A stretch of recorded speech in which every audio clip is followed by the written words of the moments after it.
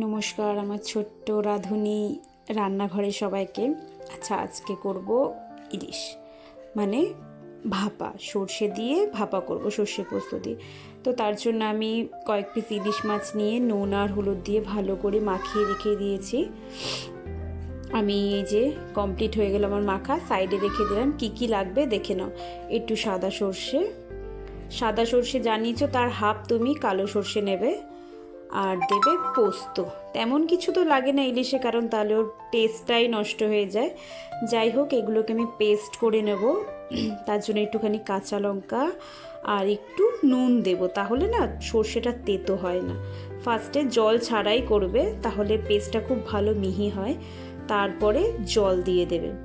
দেওয়ার পর এই দেখো বেশ সুন্দর মিহি হয়ে গেছে আমার। এইবারে আমি একটা টিফিন বক্স নিয়েছি। আমার মনে হচ্ছে টিফিন বক্সটা একটু ছোটোই হয়ে গেছে, তো আমি না টিফিন বক্সটাকে চেঞ্জ করে নিয়েছি। এই যে এইটা একদম ঠিকঠাক পেস্টটা দিয়ে নেব, দিয়ে না বেশ ভালো করে মাখিয়ে নেব। তুমি যত সুন্দর করে মাখবে না তত ভালো লাগবে। আর ম্যারিনেশনটা হচ্ছে বড় এটার। তো আমি এটা মাখিয়ে রাখার পর না আমি প্রায় 15 মিনিট রেখে দেবো টিফিন বক্স সমেত।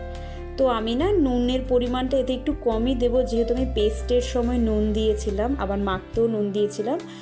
তো যাই হোক, আমি এতে হলুদ দিয়ে দিলাম 1 চা চামচ। কিছু আমি টমেটো কুচি দেবো, এতে ভালো লাগে খেতে। এই যে দেখেছো, নুনটা কিন্তু তোমরা তোমাদের স্বাদ মতোই দেবে। আমার মনে হলো একটু নুন লাগবে, তাই আমি একটু নুন দিয়ে দিলাম। আর সর্ষের তেল, অবশ্যই সর্ষের তেল দিয়ে করবে, আর তেলের পরিমাণটা একটু বেশি দেবে।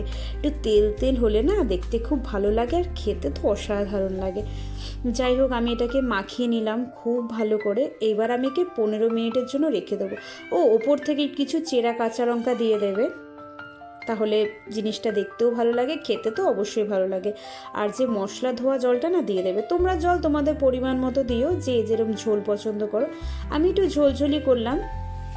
এই যে দেখো, 15 মিনিট রাখার পর তোমরা শুধু দেখো ফাইনাল লুকটা। আহা, যেন মনে হচ্ছে এখনই রেডি হয়ে গেছে, না হয়নি। এবার আমি এটাকে স্টিমে দেবো।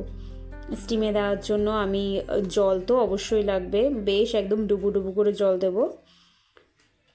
জলটা যতটা ফুটবে আমি সেই অনুযায়ী করে জলটা দেবো। এই যে দেখো, জলের লেয়ারটা একটু বুঝে দেবে, বেশি দিলে না টিফিন বক্সের সাইড থেকে ভেতরে ঢুকে যাওয়ার চান্স থাকে। এমন একটা ঢাকনা নেবে যেন সাইড থেকে না ধোয়া না বের হয়। আমি বেশ একটা বড় জাম্বু সাইজের একটা গামলা নিয়েছিলাম।